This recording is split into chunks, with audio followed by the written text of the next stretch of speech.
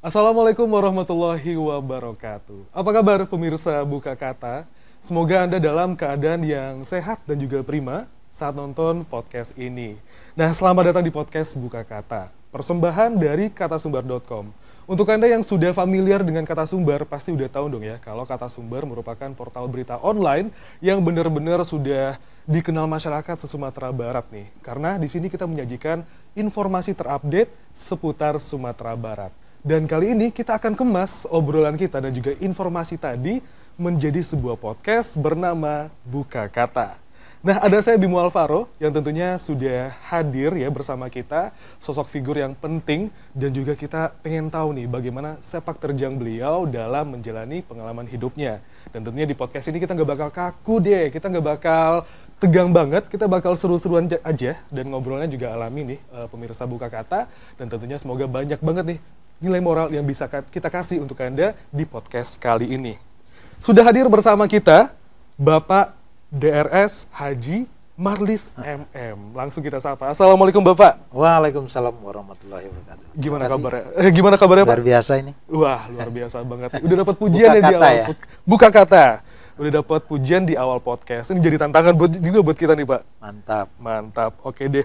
Nah, Bapak, kalau Anda nih pemirsa Buka Kata mendengar nama Bapak Marlis pasti sudah tahu dong ya kalau beliau ini namanya sudah dikenal di dunia bisnis nih Pak. Gimana tanggapan Bapak kalau misalnya Bapak mendengar masyarakat melihat Bapak sebagai sosok dari pebisnis yang sukses nih Pak? Gimana tanggapannya? Enggak lah, nama saya itu sebetulnya banyak dikenal orang karena ada faktor lain. Apa itu Pak? Marlis itu ada Marlis Rahman, mantan rektor UNAN, kemudian terakhir jadi gubernur Sumatera Barat. Nah itu juga mempengaruhi nih. Jadi Marlis itu katanya orang hebat. Wow. Padahal kita tidak. Pak Marlis Rahman hebat, almarhum. Ada juga yang jual bakso di air tawar, Marlis juga namanya. Dan semasa kecil saya ada juga mobil angkutan dari Solo ke Sijunjung itu namanya Marlis. Marlis juga. Tapi mungkin saya Marlis yang dikenal dengan apa adanya lah. Marlis yang Top. dikenal. Oh iya. Setuju ya mungkin kru-kru semua. Enggak. Oke deh. Nah, kalau Bapak di dunia bisnis sudah sudah tidak asing begitu ya Pak ya. Tapi kita juga pengen tahu nih bagaimana Bapak bisa berada di posisi seperti saat ini gitu ya. Kita pengen tahu juga nih gimana lika-liku Bapak, kerikil-kerikil Bapak di saat menjalani bisnis dan akan kita kulik di dalam podcast ini. Tapi sebelumnya kita pengen kenalan dulu nih. Ya. Siapa sih Dr. DRS Haji Marlis MM ini? Silakan Bapak. Ya, nama saya singkat saja Marlis, lahir di sebuah kampung kecil namanya Pamuatan, Kecamatan Kupitan, Kabupaten Sawalunto Sijunjung. Kalau sekarang penduduknya kurang lebih 1.500 orang. Jadi mungkin satu desa atau satu nagari yang terkecil di dunia. Di situ saya lahir pada tanggal 2 Februari tahun 1964 dari orang tua yang kedua-duanya petani. Dan alhamdulillah beliau kedua-duanya sudah almarhum. Mudah-mudahan kedua orang tua saya diterima di sisi Allah Subhanahu wa taala. Amin ya Allah. SD saya di Pamuatan 6 tahun dari tahun 76 sampai tahun 82 ya, Pak ya? 82 ya. Kemudian bukan 71 sampai 76. Oke. 71 sampai 76, kemudian SMP Negeri 1 Sawalunto, kemudian lanjut SMA Sawalunto tamat tahun 83. Nah, kemudian saya masuk ke IKI Padang, jurusan Fakultas Teknik, Fakultas Pendidikan Teknologi Kejuruan, jurusan Teknik Mesin. Nah, di situ saya kuliah hampir 4 tahun, dan selesai dari situ ya alhamdulillah saya diangkat jadi pegawai negeri waktu itu. Wah, alhamdulillah. Ini profesi yang paling diinginkan oleh hampir 80% bangsa Indonesia. Kayak kalau misalnya masyarakat sekarang juga minat nih Pak menjadi PNS nih Pak. Berarti sudah lama ya Pak PNS digemari gitu ya Pak ya? Oh, dari dulu tetap saja pegawai negeri itu adalah idaman. Apalagi ibu-ibu cari menantunya pegawai negeri gitu kan. Nah, kalau yang tidak pegawai negeri itu dianggap tidak profesi gitu kan. Wow. Nah, saya sudah pegawai negeri. Sudah golongan pegawai 3C terakhir. Golongan Ada NIP, saya masih ingat 131787582. Wow. Jadi Gimana? sejarah itu. Sejarah ya Pak ya. Oke deh, tapi sebelum kita ngebahas bagaimana Bapak di pegawai negeri dulu, kita pengen tahu nih, gimana sih sosok Marlis kecil di saat mengemban pendidikan nih Pak? Apakah Bapak waktu kecil itu menjadi seorang anak yang sekolah ini menjadi nomor satu? Atau mungkin lebih pengen ngebantu orang tua di sebagai petani atau gimana nih Pak? Saya kebetulan tidak punya kakak, tidak punya adik. Pendidikan saya standar saja, nilai saja sangat standar ya. Malah tamat kuliah itu tahun 87 dengan IP yang sangat spektakuler, 2,24. Sebenarnya kalau tes pegawai negeri udah pasti nggak lulus itu, nggak diterima untuk lewat tesnya, nggak bisa. Tetapi bagi saya pendidikan itu bukan nilai. Saya setuju pendidikan itu bukan nilai, tapi adalah perubahan pola pikir ya. Dari SMP, SD, saya tidak anak yang menonjol dan sekolah. Cuman ketika SMA saya suka matematik. Saya suka pelajaran yang sifatnya hitungan seperti itu, maka saya dapat jurusan IPA. Kemudian ambil jurusan teknik. Tapi begitu saya masuk ke teknik itu saya salah sebenarnya. Pilihan yang tidak tepat, tapi udah terlanjur. Pilihan waktu itu, alasannya kenapa memilih jurusan teknik mesin itu adalah saya bertanya kepada orang, mana di jurusan ini yang paling tidak ada pelajaran menggambar gitu. Dikatakan oleh kawan-kawan, oh pilih saja jurusan mesin. Udah di situ nggak ada. Kalau bangunan, wah itu sulit gambarnya itu. Saya ambillah jurusan mesin. 3 bulan memang tidak ada pelajaran menggambar. Tapi masuk ke bulan keempat dan semester kedua, ternyata gambarnya lebih rumit daripada astagfirullahalazim saya bilang. Cuma udah terlanjur. Nah, karena kami dapat ikatan dinas ya udah jalanin saja gitu kan. Jadi standar pendidikan saya sebenarnya sangat standar dan di bawah standar Pak. Pun kalau misal Bapak memilih untuk mengulang kembali ya pasti ribet juga ya Pak ya untuk memilih jurusan lain waktu itu. Saya tidak ingin kuliah di situ sebenarnya. Betul. Iya. Saya jujur saya mengatakan tidak mau kuliah di IKIP. Karena IKIP itu sangat tidak bergengsi waktu itu. Wow. Karena betul. Dan selalu saya katakan kepada kawan-kawan waktu itu, kita merasa terhina positif ya. Iya. Dan kita merasa dendam positif kepada teman-teman kita yang dari UNAN. Ini banyak yang UNAN ya? Gimana? UNAN ada teman yang UNAN nggak? Kami merasa terhina ketika itu karena kan kampus UNAN itu ada juga yang di Air Tawar. Pertanian, peternakan, MIPA waktu itu. Mereka mengatakan kami kuliah di USU, Universitas sebelah UNAN. Itu sakit sekali itu, sakit sekali. Dan memang kalau cewek-cewek, kalau dia tahu kita kuliah di IKIP, nggak mau dia sama kita. Oh alah. Karena dianggap masa depannya nggak ada. Gitu. Berarti mengganggu. Itu kan hanya tamat IKIP tuh paling jadi guru. Oh iya. Dan guru pada saya itu, mohon maaf, pada saat itu ya, kan profesi yang sangat tidak bergengsi sama sekali. Hari ini beda. Kalau dulu sangat tidak bergengsi. Maka itu tidak memotivasi kita masuk ke IKIP itu untuk menjadi sesuatu yang wah gitu. Cuman karena di situ lulus ya udah saya kuliah di situ. Padahal saya ingin kuliah di ITB dulu. Oh, oke. Walaupun nilainya joblok tapi cita-cita kan boleh juga tinggi. Ya. Tapi nggak kesampaian. Oke deh. Kalau kita boleh tahu nih Pak, mimpi seorang Marlis kecil dulu itu apa sih Pak? Saya waktu kecil ingin kerja di perusahaan perminyakan. Tepatnya itu di offshore atau lepas pantai. Kenapa? Karena keluarga saya banyak bekerja di perusahaan minyak ketika itu. Ada yang di Stemvek, ada yang di Caltex. Saya lihat kehidupannya itu hebat gitu. Mewah, gajinya besar, dapat fasilitas, dapat rumah. Seperti saya melihat orang asing gitu kan. Apalagi kerja di Caltex dan Stemvek waktu itu. Pada zaman itu. Jadi pikiran saya, wah saya mau besar nanti juga seperti inilah. Apalagi saya baca, kalau di lepas pantai gajinya jauh lebih besar lagi pada di darat. Oke. Itu sesederhana itu. Sesederhana itu. Melihat bagaimana orang-orang yang bekerja. Motivasinya cari duit ini. Nah, bagaimana kita gaji besar gitu. Tapi apakah yang Bapak jalani sekarang itu merupakan realisasi dari mimpi Bapak, Pak? Saya tidak tahu. Hukum tarik-menarik itu berlaku pada kita sebenarnya. Law of attraction itu sebetulnya memang ada pada diri kita. Ketika saya menjalani profesi sebagai pegawai negeri waktu itu, saya berpikir bagaimana caranya saya bisa berhenti jadi pegawai negeri. Malah setiap minggu waktu itu saya mengirim surat lamaran ke berbagai perusahaan. Nah kalau adalah perusahaan menerima saya waktu itu saya udah berhenti, tapi nggak ada yang menerima. Nah pada satu ketika ada momentum yang membuat akhirnya saya memutuskan berhenti di pegawai negeri. Padahal itu sederhana sekali.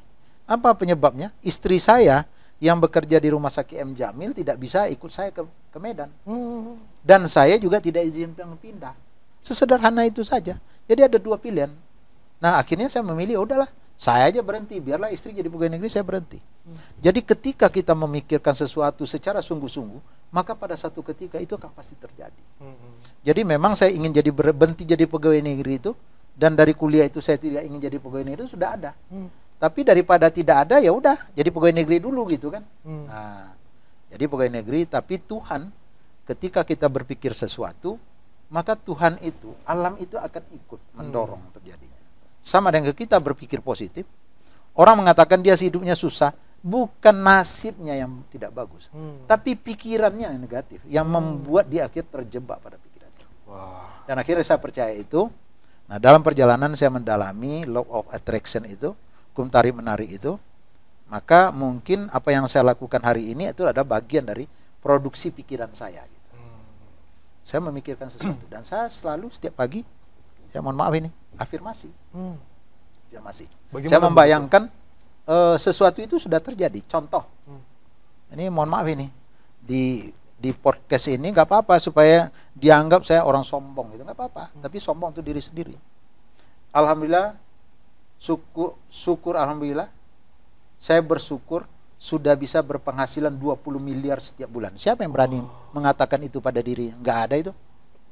Saya kira Jokowi nggak berani itu, saya berani. Setiap pagi saya ucapkan pada diri saya. Saya bersyukur sudah berpenghasilan 20 miliar setiap bulan. Anda berani enggak?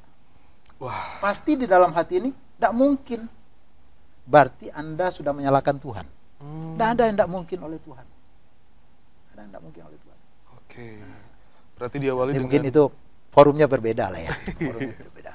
Boleh dong ya kalau pemirsa buka kata, awali hari Anda dengan afirmasi ke diri, yaitu saya bisa menghasilkan duit 20 miliar setiap bulannya Setiap gitu bulan. ya. Wah. Dan saya hari ini sudah menyatakan diri saya anggota DPR RI, walaupun caleg belum. Betul. Gak apa-apa, gak apa-apa. Saya bersyukur sudah terpilih menjadi anggota DPR RI dari Partai Nasdem. Karena Allah Ta'ala. Sudah ucapkan diri saya. Semua berawal dari niat nih. Dari kata-kata kita. Dari kata-kata. Dari pikiran kita. Nah, apa yang saya lakukan hari ini, saya kira itu bagian dari produksi atau cara berpikir ya. Saya juga tidak punya pengalaman di bisnis. Orang tua saya petani, tidak ada juga keluarga yang membackup, nggak ada sama sekali. Jadi kalau itu ceritanya panjang sekali, mungkin tanya Mariki aja deh. Di klik positif udah tahu lah semua sejarah hidup saya. Atau mungkin kita bisa bahas di episode selanjutnya ya Pak ya. Itu boleh. Tapi kita pengen tahu nih Pak, bagaimana Bapak sekarang kan pasti nggak langsung kayak, oh Marlis yang kuat, Marlis yang pintar berbisnis, itu tidak serta-merta Bapak dapatkan dari lahir begitu. Pasti ada kerikil-kerikil yang Bapak lalui. Contohnya nih, pemirsa buka kata, Pak Marlis itu sempat dihadapkan dengan keadaan finansial di saat beliau berkuliah di IKIP dulu. Nah, kita pengen tanya lagi nih. Pernah dihadapkan dengan situasi keuangan yang bukan tersendat ya Pak ya, tapi macet. Dan dihadapkan dengan pilihan lanjut atau berhenti kuliah. Itu gimana nih Pak ceritanya? Prinsipnya waktu itu tamat atau mati. Wow. Maka saya memilih harus tamat dengan cara apapun. Jadi kalau saya cerita dari mulai awal kuliah itu, begitu saya ikut tes itu, orang tua saya mohon maaf tidak bisa memberikan biaya untuk saya pergi ke Padang itu untuk membeli formulir. Maka saya mengingat sejarah lagi ya.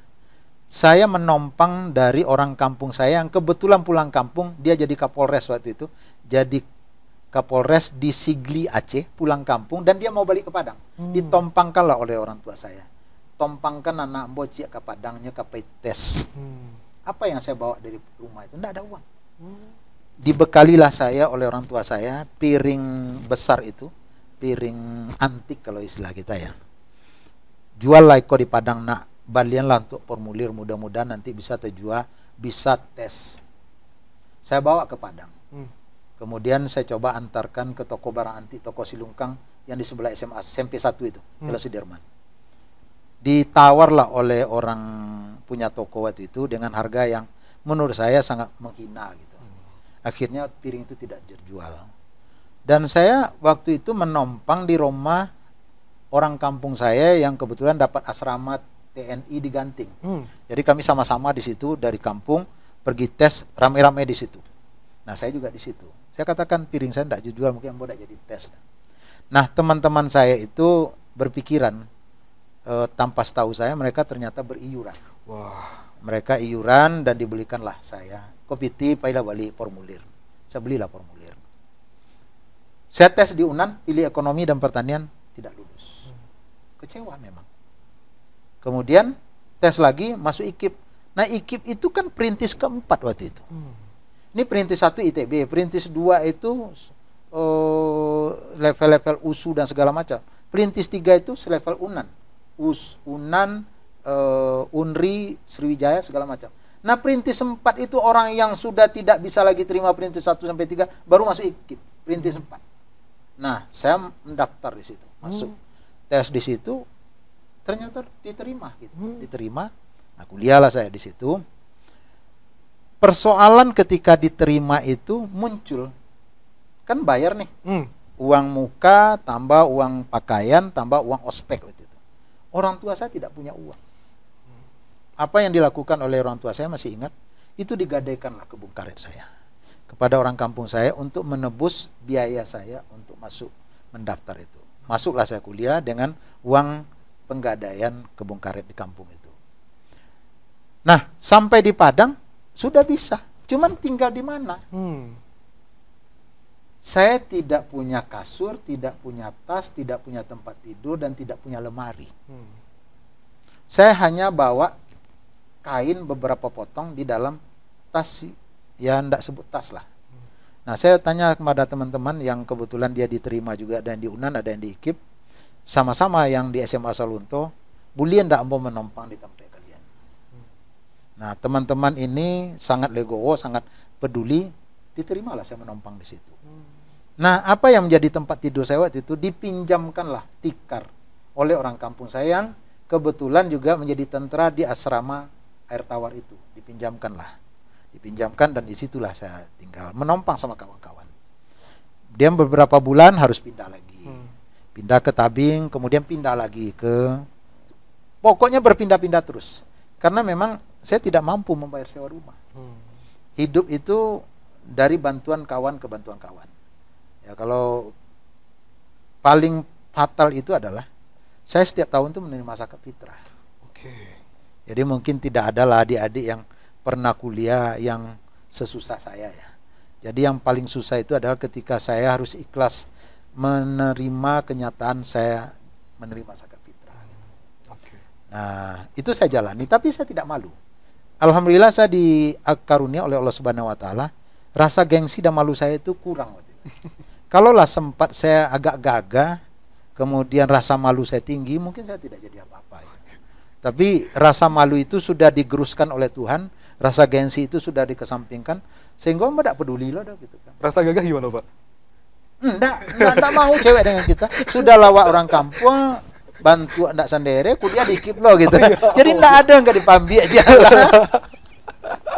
Ya, saya jalani. Pada satu ketika yang saya ingat itu, saya pernah tidak boleh mandi di tempat kos kawan saya itu, karena saya tidak bayar kos di situ kan, saya nompang di situ.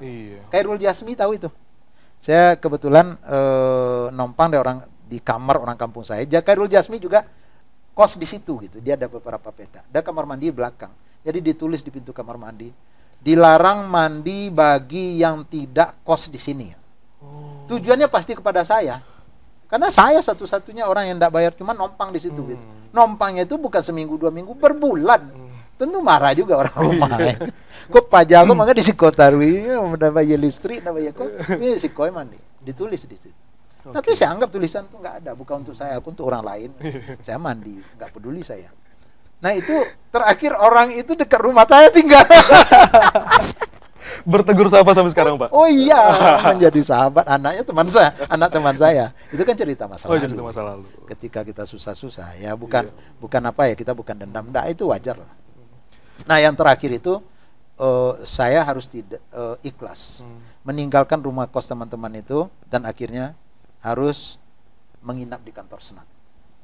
3 bulan saya tidur di kantor senat, kuliah dari kantor senat, mandi dari kantor senat, dan saya penghuni kantor senat. Karena tidak bisa lagi. Disitulah saya dibantu oleh teman-teman. Setiap hari ada yang bantu berikan makan lontong, ada makan siang.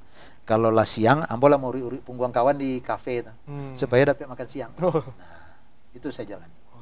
Jadi 4 tahun itu betul-betul perjuangan yang menurut saya sangat luar biasa. Tetapi di situ saya mendapatkan edukasi kehidupan yang betul-betul bernilai. Sulit itu ternyata tidak selalu membawa penderitaan, tapi sulit itu justru kadang-kadang memberikan hasil atau pembelajaran bagi kita untuk bisa kita lebih kuat. Betul sekali. Dan tentunya mungkin kalau misalnya pemirsa Buka Kata notice ya selama statement dari Pak Marlis tadi, peran teman-teman nih selalu memberikan nilai yang besar dalam kehidupan beliau saat berkuliah dulu. Sebenarnya gimana sih Pak Marlis membawa kepribadian Bapak ke teman-teman? Apakah Bapak tipikal anak yang easy going atau yang sebagai jokernya di dalam pertemanan, Bapak yang ngebawa suasana menjadi ceria atau gimana, Pak? Tidak, saya tidak termasuk orang yang bisa humor ya. Cuman saya orang yang hendak memantang, cap amua gitu. Disuruh kok boleh, disuruh melakukan kok boleh. Saya tidak pernah memantang untuk mengerjakan sesuatu. Nah itu mungkin bagi teman-teman saya itu menjadi kesan positif ya. Dan saya tidak pernah mencurangi teman. Itu barangkali modal dalam pergaulan yang akhirnya teman-teman itu setia jadinya. Kepercayaan ya Pak ya? Ya, kepercayaan itu saya selalu jaga walaupun saya tidak punya uang dan saya tidak akan pernah ngambil hak orang lain. Nah banyak di kampus itu dosen-dosen pun berempati kepada saya. Banyak mata kuliah itu yang saya tidak ikutin. Karena nggak mampu kuliah, gimana mau kuliah? Iya. Kalau kuliah pingsan di dalam kelas, karena nggak makan. Jadi sepaksa saya mengambil absen, nanti saya minta izin keluar, saya duduk di kafe. Nah siapa yang datang ke kafe, udah mau melako-lako situ, dapat makan lontong gitu. Bawa bakwan, ya udah begitu saja setiap hari. Dan semua di kampus itu tahu. Siapa Marlis itu tahu, dari mulai dekan sampai petugas cleaning service. Kalau waktu itu kan belum cleaning service namanya. Petugas-petugas di kampus tahu tuh, tuh. Nanti boleh di kampus, di kafe, itulah kemain Taylor aja. Saya nggak peduli, nggak peduli. Oke, dan akhirnya dengan sifat pandang buah tadi ya Pak ya, Bapak diharapkan untuk menjual bibit ya Pak ya? Nah, itu sejarahnya berbeda. Jadi cerita itu karena kampus kami berdekatan. Kan pertanian Unan itu dulu kampusnya di Air Tawar. Betul, betul. Saya sering bermain di situ karena teman-teman banyak saya di situ. Dapat cewek nggak Pak di situ Pak? Nggak pasti nggak mau mereka. Tamat atau alumni IKIP atau kuliah di IKIP nggak laku apa nggak dijual gampang nggak kuliah di IKIP loh gitu kan. Nah waktu itu Fakultas Pertanian melakukan kegiatan pertemuan mahasiswa agronomi se-Indonesia. Saya masih ingat ketua panitianya itu adalah Mirhas Japar, itu mantan anggota DPRD Solok Selatan tempo hari. Nah, seluruh mahasiswa pertanian itu diminta membantu mencari dana dengan cara menjual bibit masing-masing mahasiswa 5 batang. Nah, bibit itu diambil dari BBI Lubuk Minturun. Jadi kerjasama ini, fakultas dengan BBI. Jadi setiap mahasiswa dikasih 5 bibit, harus jual nanti store lagi ke panitia 1 batang 2.000. Jadi dapat komisi Rp500. Nah ternyata bagi teman-teman yang kuliah waktu itu sulit. Pekerja menjual itu pekerjaan yang sangat tidak bisa mereka lakukan. Disuruh minta-minta mereka mungkin minta, bisa. Tapi menjual produk apalagi bibit yang tidak bergengsi itu sesuatu yang sangat berat bagi mereka.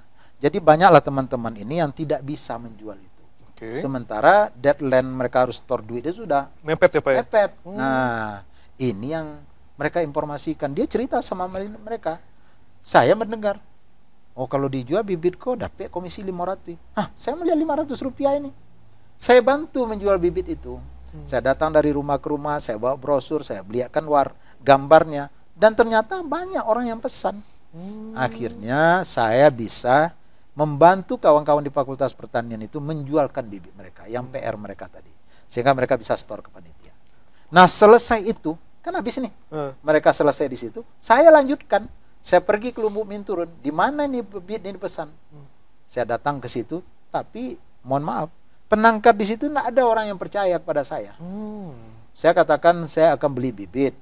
Saya sudah ada yang membeli, tapi saya urus utang dulu, saya antarkan dulu ke rumah orang ini, baru nanti uangnya saya bayar. Tidak ada yang mau. Kenapa? Karena memang kita siapa, kita tidak dikenal. Cuma ada satu penangkar di Lubuk Turun itu, sekarang sudah almarhum, namanya Pak Ujang. Itu penangkarnya namanya Beringin Sakti, Beringin Sejati waktu itu namanya. Beliau lah yang percaya. Jadilah bawa bibit amboko dulu, tinggal sila KTP di siko. Nanti kalau lah nyobaye de orang tu abaye lah ke siko. Dengan berdasarkan kepercayaan itu, saya bisa melakukan penjualan itu. Dan akhirnya saya mendapat uang besar. Wah. Karena saya sudah tahu teknik marketingnya, saya sudah tahu sumbernya, saya jual harga bibit 3.500, modalnya cuma 1.000. Jadi saya dapat untung 2.500 satu batang bibit. Besar sekali menurut saya waktu itu. Di tahun berapa, Pak? Tahun 85. 85, 2000 udah besar banget ya, Pak? Udah ya? besar sekali, Oke. udah besar sekali itu. Sangat luar biasa. Jadi saya udah merasa jadi orang kaya waktu itu. Ini saya udah bisa jadi, sudah berpikir saya mau beli mobil, saya beli motor waktu itu. Betul. Karena saya sudah yakin kalau saya jalan 1 jam jalan saya sudah harus bergaji sekian gitu. Ini mohon maaf ini, seluruh rumah yang ada di Cubada Indah sampai rumah direksi ini saya jajal semua ini. Saya jajal semua ini. Oh, Maka saya masuk tadi, saya teringat cerita-cerita begitu saya masuk rumah-rumah di Cubada Indah. wah. Kayak mungkin apa yang Bapak lihat mungkin kenangan-kenangan di depan mata ya, Pak ya? Oke. Dan banyak orang yang sudah pensiun itu masih ingat dengan saya. Wah, Marlis si jualan bibit gitu Dia ya, Pak? nggak tahu dulu Oh, nama nggak tahu. saya. Oh, nggak tahu. Cuman ketika saya sudah jadi anggota DPRD, kok Rason menjual bibit ke rumahmu? Wah, itulah hidup ya, Pak ya? Dan luar biasa, di sini ada beberapa rumah yang langganan saya itu. Saya pasti akan masuk ke rumah orang itu mendekati orang makan siang. Kenapa, Pak? Nah ini teknik. Ini kan bapak-bapak yang kerja nih. Nah, dari serine bunyi dia pulang nih. Nah, saya udah dekat-dekat rumah, begitu bapaknya datang, udah masuk, saya ketok pintu. Assalamualaikum. Waalaikumsalam. Mengatur. Aduh, pralu bu, boleh masuk bu? Nggak mungkin orang nolak kita. Padahal suami mau makan. Iya, iya. Nah, saya datang, masuk ke rumahnya. Bisa menggadu sebentar pak? Onde kok makan? Ada sekolah makan lalu sama-sama. Saya langsung berdiri, saya ikut makan. Begitu naifnya waktu itu, begitu nekat. Banyak nih rumah di sini, saya ikut makan di situ. Tapi kalau misalnya untuk zaman sekarang, orang asing untuk diajak makan kira-kira masih possible nggak, Pak? Orang ini kan basa-basi sebenarnya. Oh iya sih. Orang kan basa-basi ya karena ketimuran. Saya enggak, saya langsung tangkap. Oh, kalau ditawarkan Nah, ya iya, gitu Pak, dong, makan lah walu sama-sama sih kok. Ya udah deh, makan dulu. Kita sama-sama nanti ceritalah apa yang kamu mau jual. Saya kan judulnya saya mahasiswa. Nah, kan gengsinya di mahasiswa ini. Iya. Title si mahasiswa ini apa ya? Iya. Jadi tertutupi juga tidak gengsinya penjualan bibit ini. Saya nggak begitu cerita jual bibit. Saya membantu penghijauan. Nah, judul kan begitu. Pokoknya harus ada narasi yang terkesannya wah gitu ya, Pak Iya, ya? terkesannya Sehingga membantu orang mereka. membantu mereka dan orang merasa teryakinkan nih pemirsa. Oke deh. Dan singkat cerita ya, Pak, dari Bapak menjual bibit ini Bapak meraup untung dan tapi Bapak dihadapkan ketika lulus kuliah dengan IPK 2,24 ya, Pak ya. Itu Bapak harus menjadi pegawai negeri karena memang dibiayakan Sudah oleh ada ikatan dinas ya. gitu ya, Pak. Betul.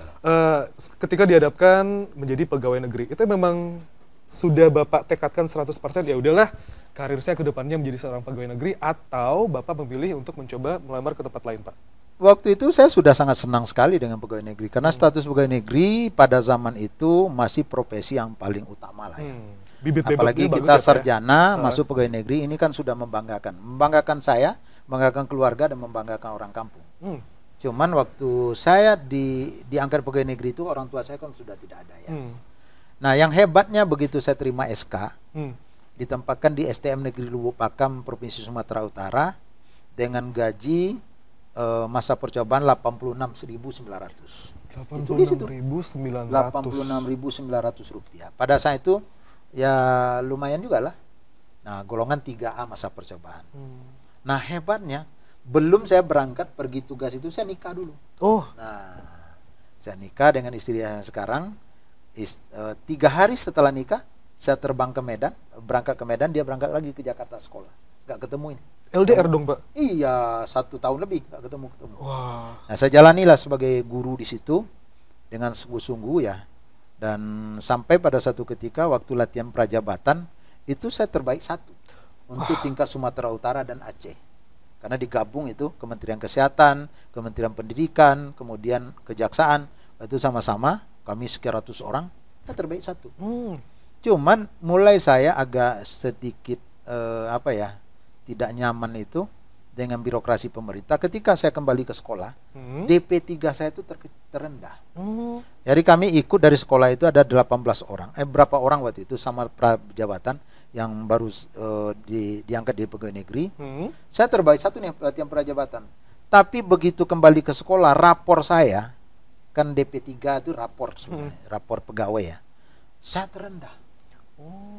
Saya bertanya, apa sih yang membuat saya terendah?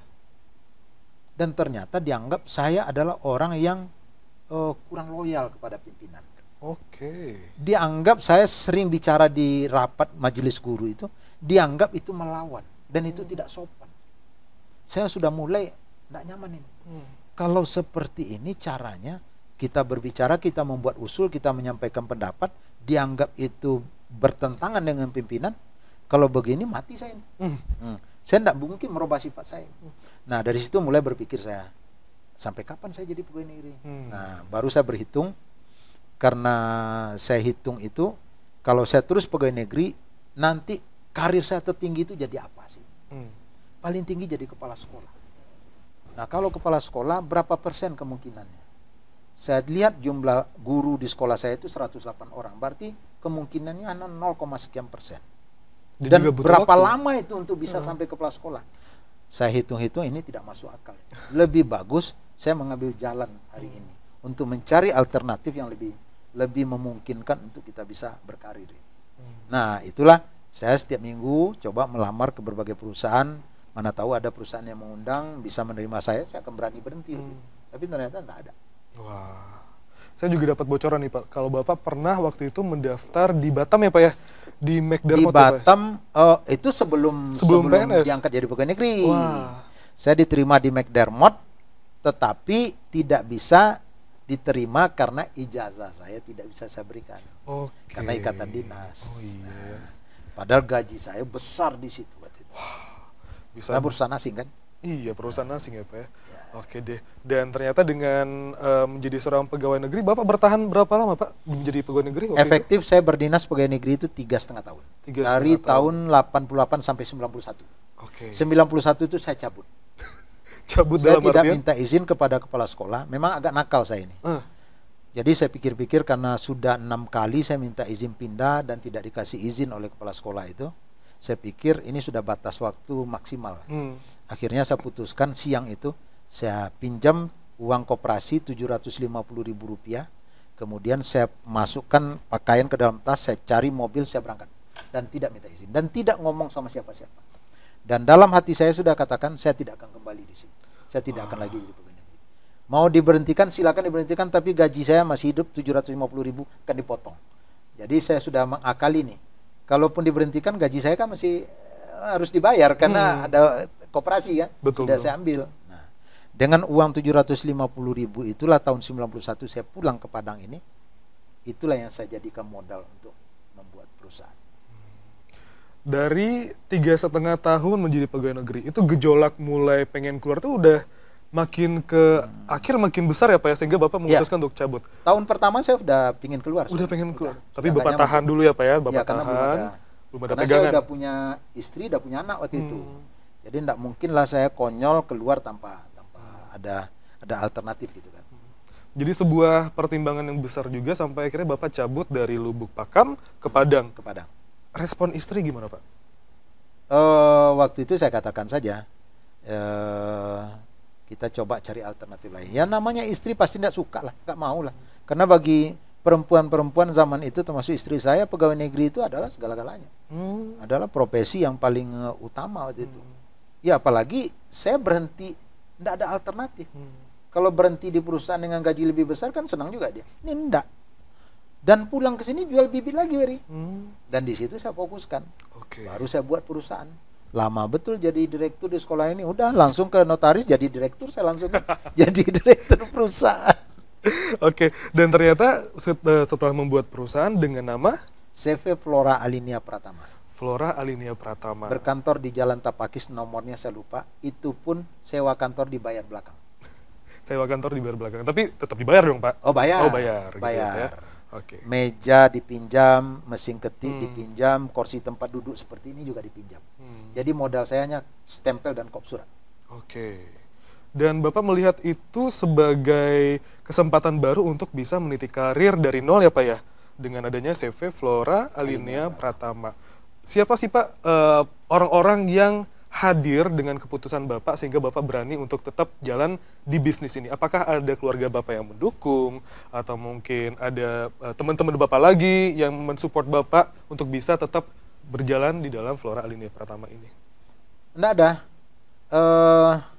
Cuman saya masih ingat waktu itu kakak dari istri saya itu mensupport. Namanya Bu Marvetra.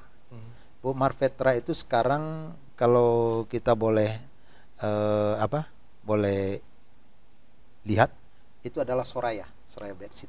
Oke, Soraya Itu Bedsheet. adalah kakak istri saya dan bersama suaminya waktu itu memberikan dorongan kepada saya untuk maju di dunia swasta ini. Oke. Toh hidup ini tidak hanya pegawai negeri. Iya.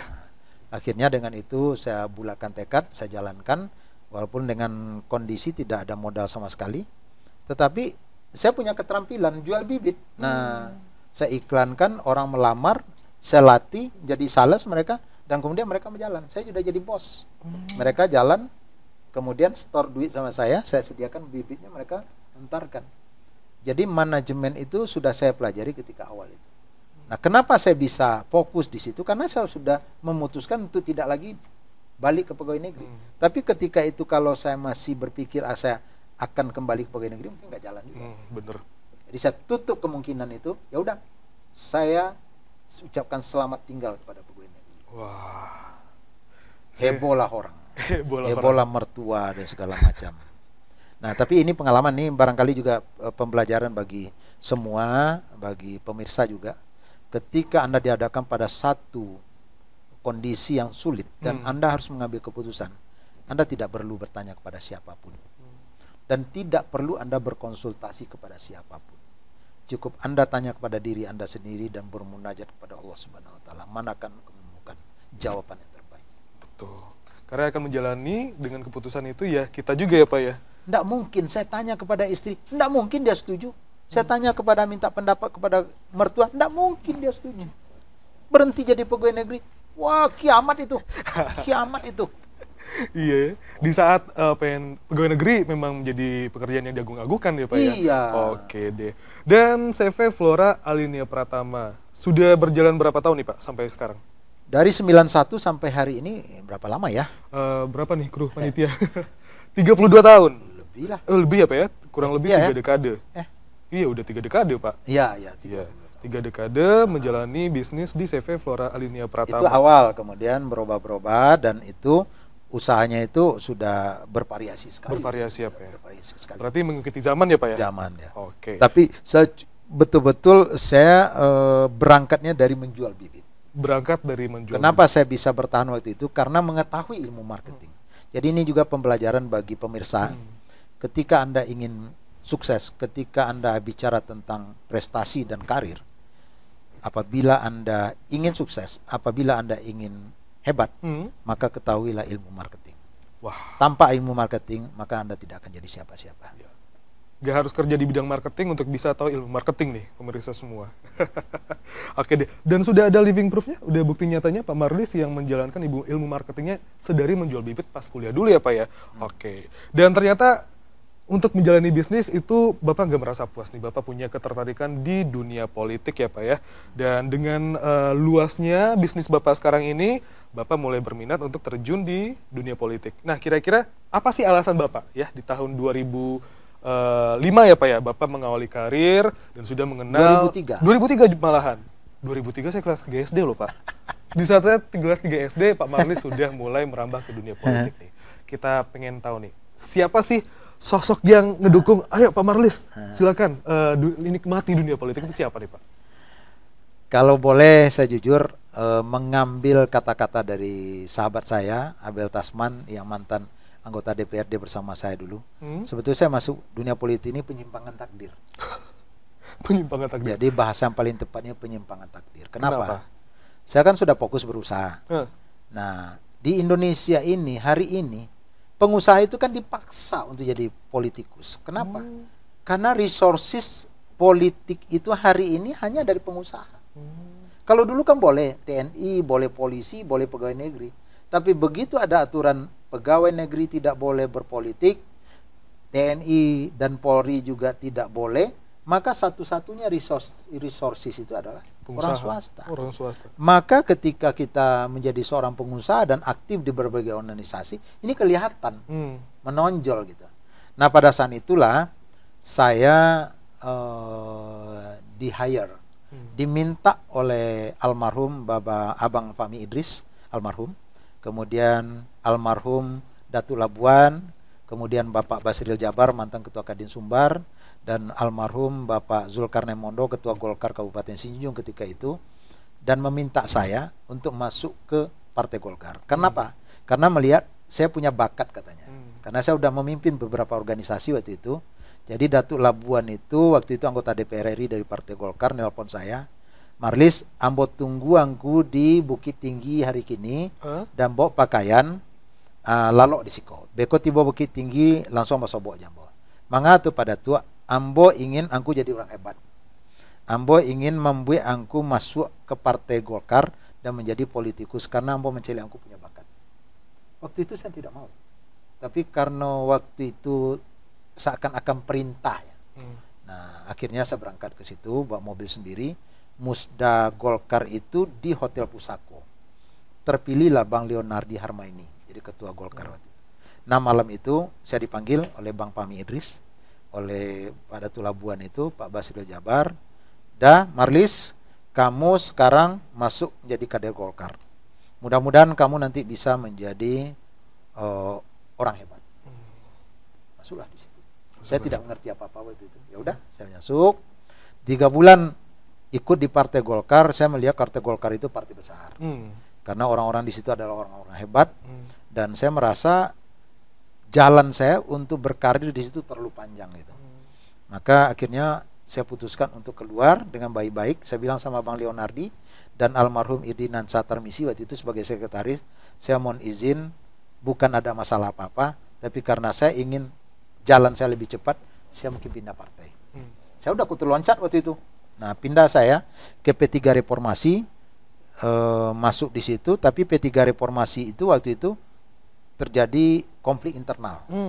Nah, saya keluar dan diminta oleh Pak Irman Gusman menjadi ketua Partai Merdeka Sumatera Barat pada tahun 2004, yang ketua umumnya Pak Adi Sasono. Nah, itulah sejarah saya baru mengerti tentang politik, dan akhirnya kami berhasil mengantarkan Pak Jeffrey Gopani dan Dasman Lani jadi calon gubernur waktu itu. Walaupun partai kami itu adalah partai 0, yang tidak punya anggota DPRD sama sekali. Ini adalah sejarah yang sangat luar biasa, dan itu satu-satunya di dunia partai yang tidak punya kursi yang bisa mencalonkan gubernur. Nah, walaupun hasilnya tidak menang ya, tapi kita mendapatkan pengalaman yang luar biasa. Betul. Dan sampai saat ini sudah berapa lama Bapak bisa menyimpulkan keterlibatan Bapak masuk ke dunia politik, Pak? Tahun 2005 setelah tidak berhasil itu saya keluar, saya fokus lagi usaha. Nah, tahun 2008 saya diganggu lagi. Diganggu lagi oleh partai baru yang didirikan oleh Pak Wiranto. Kemudian saya diminta bergabung di situ, masuk saya sebagai pengurus Partai Hanura Sumatera Barat. Nah, kemudian tahun 2009 saya diminta mencalonkan diri sebagai anggota DPRD provinsi. Alhamdulillah terpilih, dan 2 periode saya di DPRD provinsi. Terakhir 2019 dengan jabatan sebagai ketua Partai Hanura Sumatera Barat. Wah, DPRD provinsi 2 periode tanpa ada basic soal politik. Berarti Bapak mempelajari itu seiring berjalannya waktu ya, Pak ya? Sebetulnya kita berorganisasi itu politik ya.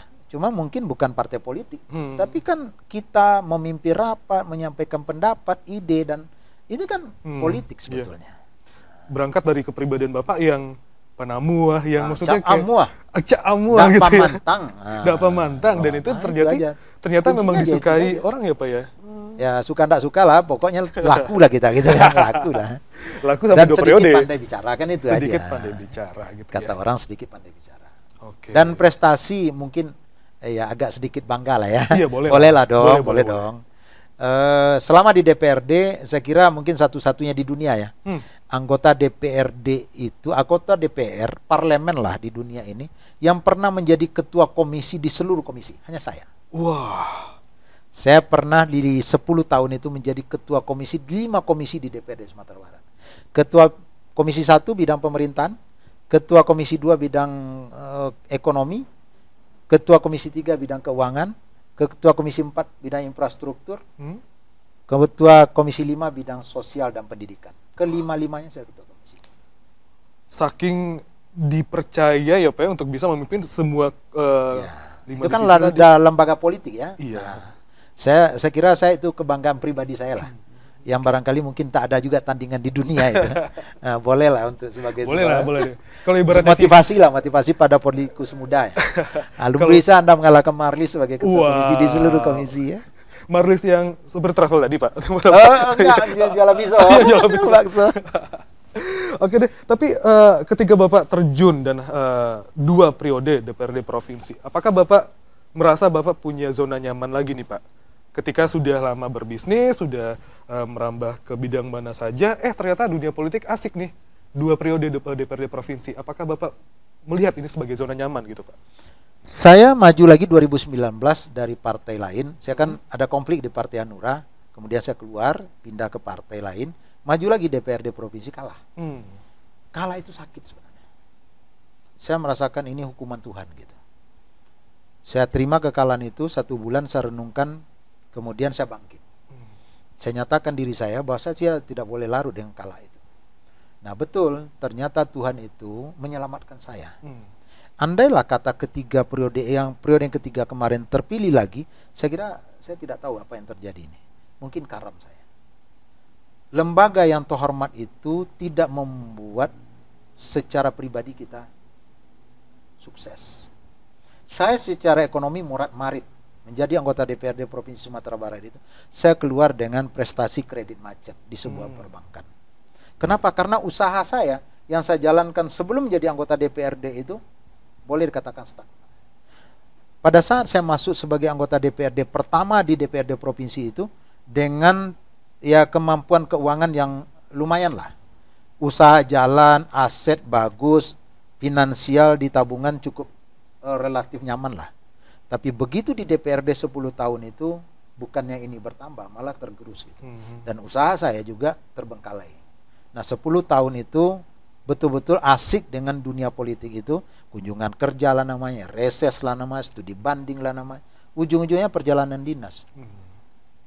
Hidup di antara hotel ke hotel, pesawat ke pesawat, terbengkalai ini.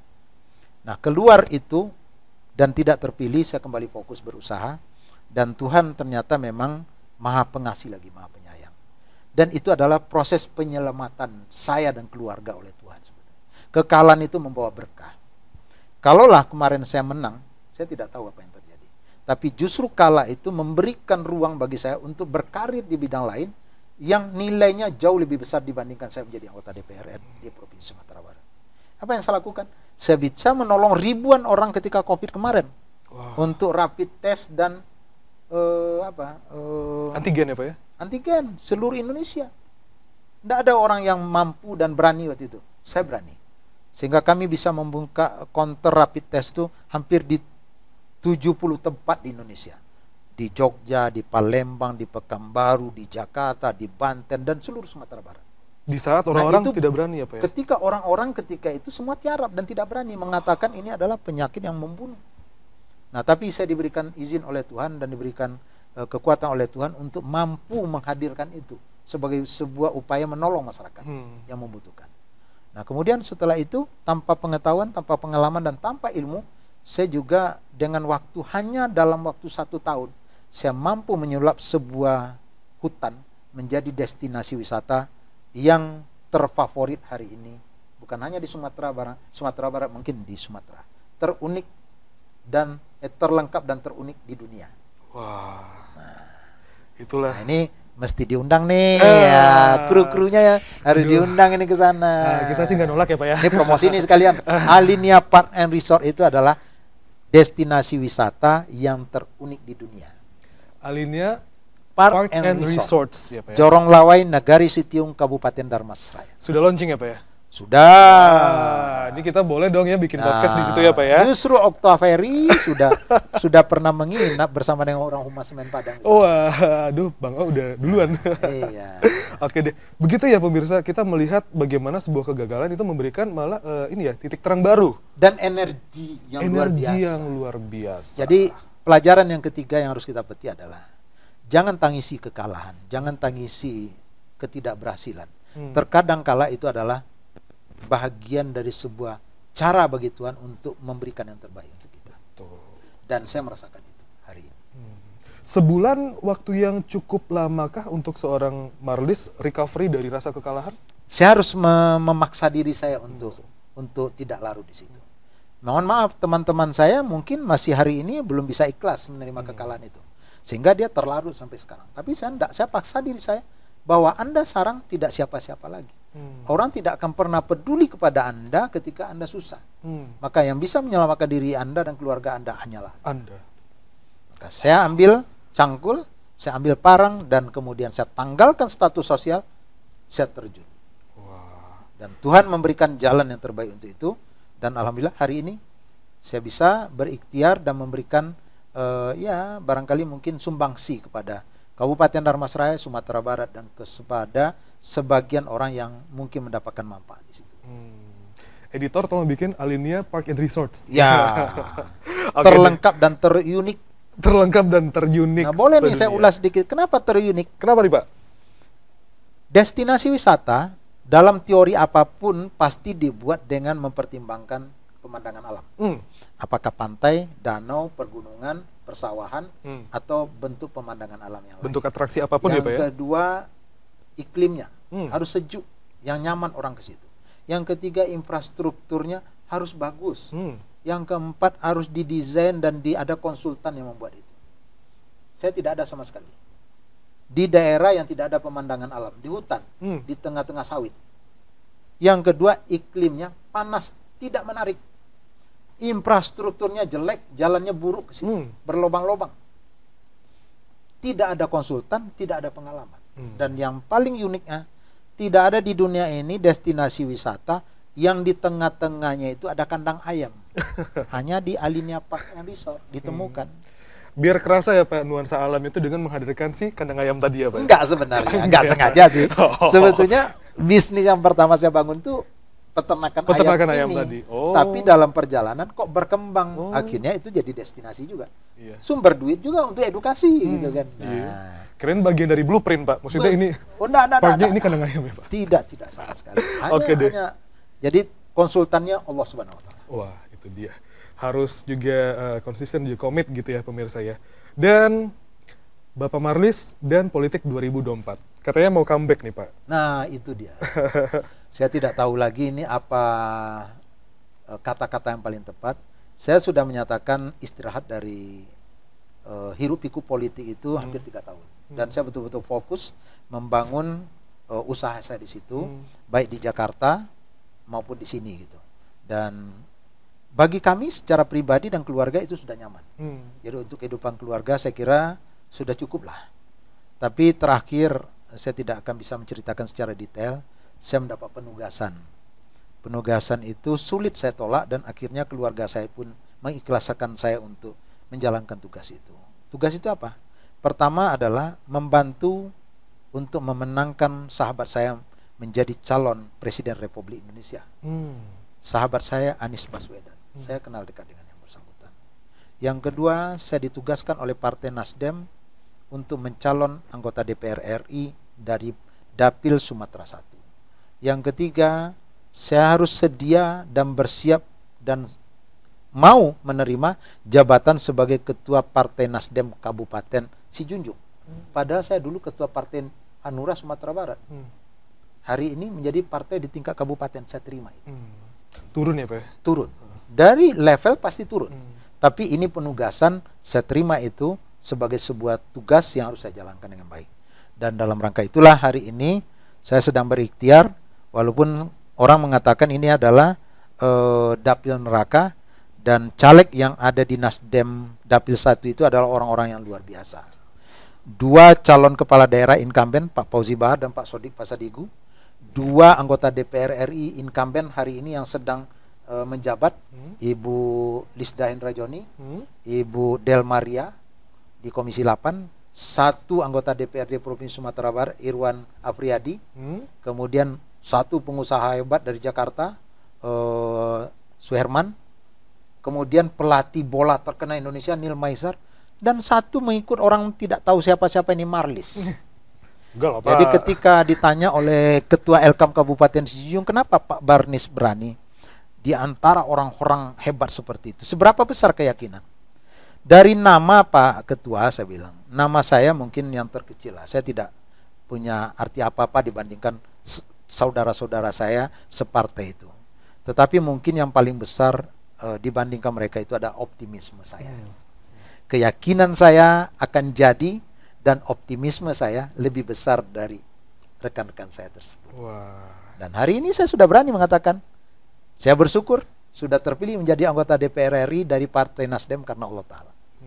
Luar biasa sekali bagaimana optimisme seorang Marlis itu bisa membawa dirinya yakin maju di tahun 2024 di dunia politik ya Pak ya. Semoga kita harapkan semuanya lancar dan apapun yang diusung pun juga lancar tanpa ada kendala. Nah, kita pengen tahu nih Pak, mungkin jadi semacam pertanyaan dari saya yang pengen tahu jawabannya apa nih dari Bapak Marlis gitu ya. Bisnis lancar, udah kemana-mana, pekerjaan juga, politik juga yang pastinya juga memakan waktu. Dari keluarga ada pernah ngerasa mana nih waktu buat keluarga gitu Pak Marlis? Selama saya 10 tahun di DPRD itu relatif saya tidak bisa menyediakan waktu yang berkualitas untuk keluarga. Banyak acara-acara keluarga saya tidak bisa hadir. Tapi 3 tahun terakhir ini saya selalu bersama dengan keluarga, dan istri saya pun mendampingi saya dan dia bersedia meninggalkan jabatan sebagai pegawai negeri untuk ambil pensiun lebih awal. Maka kami fokus bersama-sama dengan putra saya yang terkecil Muhammad Hagi Alinia untuk mengurusi destinasi itu. Dan alhamdulillah hari ini itu sudah bisa mungkin dilanjutkan oleh putra saya. Nah makanya ketika saya ada panggilan lagi ke dunia hiruk pikuk ini, saya tanya dulu, setuju nggak istri dan anak-anak? Nah dengan pertimbangan-pertimbangan itu, alhamdulillah mereka setuju dan ini adalah menjadi modalitas bagi saya dan membuat keyakinan saya, insya Allah saya terpilih. Insya Allah Bapak terpilih. Yang penting yakin ya Bapak ya, dan tentunya nggak hanya apa ya dukungan tapi juga restu dari keluarga. Itu lebih besar dibandingkan nilai uang. Nilai uang, betul ya. Apalagi kalau misal urusan asmara gitu ya Pak ya, nyari pacar aja juga butuh orang tua nih buat berkah gitu ya. Oke deh. Nah kita pengen tahu juga nih Pak, dari lingkungan-lingkungan yang pada Bapak sambangi, politik, pekerjaan, dan juga bisnis, kira-kira lingkungan mana yang bisa Bapak pilih yang Bapak rasa menarik nih Pak? Entrepreneur. Entrepreneur. Kenapa tuh Pak? Karena kita bisa berkreasi optimal di situ dan kita bisa memberikan manfaat pada orang lain. Nah, makanya saya kemarin itu sudah mendirikan sebuah lembaga baru, Alinea Entrepreneur School, Alinea Entrepreneur Center, dan akan membuat program sekolah pengusaha. Dan pendidikan pertama itu akan kita lakukan dalam waktu dekat adalah Alinea Entrepreneur Bootcamp di Darmasraya, di Alinea. Jadi bagaimana mendidik seorang anak muda yang putus asa, yang tidak selesai sekolah atau yang tidak jelas ujung pangkalnya, masuk dalam pelatihan 1 minggu, saya jamin 3 bulan jadi pengusaha. Dijamin 3 bulan jadi pengusaha? Jadi pengusaha. Wah. Dan hari ini kan saya masih diminta menjadi dosen entrepreneur oleh Pak Ganefri di UNP. Jadi dunia entrepreneur itu bagi saya menarik dan itu adalah sumbangsi saya untuk anak bangsa. Betul sekali. Apalagi dengan adanya bootcamp, terus juga center, apalagi Pak tadi Alinea Entrepreneur Center. Center gitu ya. Dan itu ujungnya nanti saya berharap pada satu ketika nanti akan menjadi sekolah entrepreneur gitu. Wow, luar biasa banget nih. Dan tentunya Pak, dengan tantangan dunia digitalisasi pasar, pastinya dengan adanya bootcamp dan Alinea Entrepreneur Center itu juga bisa membantu anak-anak muda sekarang berbisnis dengan teknologi digital ya Pak ya. Betul. Tidak bisa dihindari. Nggak bisa Sudah dihindari. pasti. Oke deh Pak. Nah, kita pengen tahu dong Pak, sedikit pesan mungkin dari Bapak untuk pemirsa Buka Kata, bagi mereka yang ingin merintis bisnis dari nol dan butuh semacam guidance atau pedoman atau mungkin semacam wejangan dari seorang Bapak Marlis. Kira-kira apa yang bisa Bapak sampaikan? Profesi yang paling menarik di dunia adalah menjadi pengusaha. Kenapa? Karena dengan Anda menjadi seorang pengusaha, maka freedom itu akan Anda dapatkan. Tidak ada profesi di dunia ini yang lebih memberikan kebebasan itu kepada orang itu selain dari pengusaha. Boleh sebut apa saja. Jadi presiden? Enggak. Jadi gubernur? Apalagi jadi pegawai. Maka untuk Anda bisa berkreasi dan menemukan diri Anda yang sebenarnya dan potensi diri Anda itu adalah orang hebat, maka jadilah pengusaha. Untuk jadi pengusaha bagaimana? Silakan bergabung ke Alinea Entrepreneur School atau Alinea Bootcamp yang selalu kita akan adakan. Kita akan jamin Anda dalam 3 bulan akan jadi pengusaha. Wow. Daftarkan diri Anda sekarang. Daftarkan diri Anda segera dan insya Allah Indonesia akan berubah. Wow. Jadi jangan khawatir, tidak ada tempat bagi Anda untuk hidup layak di Indonesia ini. Maka untuk dapat hidup layak, makalah Anda jadi pengusaha.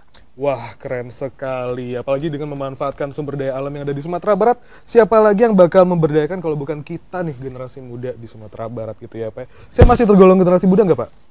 Oh pasti. Saya masih merasa muda. Wow. Walaupun sudah 59 ya. Oh 59 masih muda dong Pak. Ya. Wah luar biasa sekali pemirsa Buka Kata. Apa yang sudah dijabarkan dengan luas dan juga detail banget dari Bapak Marlis. Kita harapkan ini bisa menjadi semacam nilai moral dan juga banyak pelajaran yang bisa kita ambil, apalagi untuk Anda yang berminat menjalani di pekerjaan dunia bisnis ya. Dan juga kita harapkan mimpi Bapak dan juga usaha Bapak di tahun 2024 juga bisa lancar dan tanpa ada kendala. Amin. Amin. Dan mohon doa juga Tentu. bisa diantarkan ke Senayan menjadi anggota DPR RI mewakili Sumatera Barat. Amin. Dari Partai Ya Allah. Nasdem. Amin ya Allah. Semoga bisa terwujud ya Bapak pemirsa, dan kita nantikan apa nih program-program atau mungkin ide-ide baru dari Bapak Marlis. Bapak terima kasih banyak sekali untuk waktu yang sudah Bapak luangkan ke episode terbarunya dari Buka Kata. Ya. Dan Anda bisa simak terus ya di YouTube kita dan juga di media sosial kita lainnya. Untuk itu saya Bimo Alvara mewakili narasumber dan juga kru yang bertugas pamit undur. Sampai ketemu di episode Buka Kata selanjutnya. Waalaikumsalam. Assalamualaikum warahmatullahi wabarakatuh dan sampai jumpa.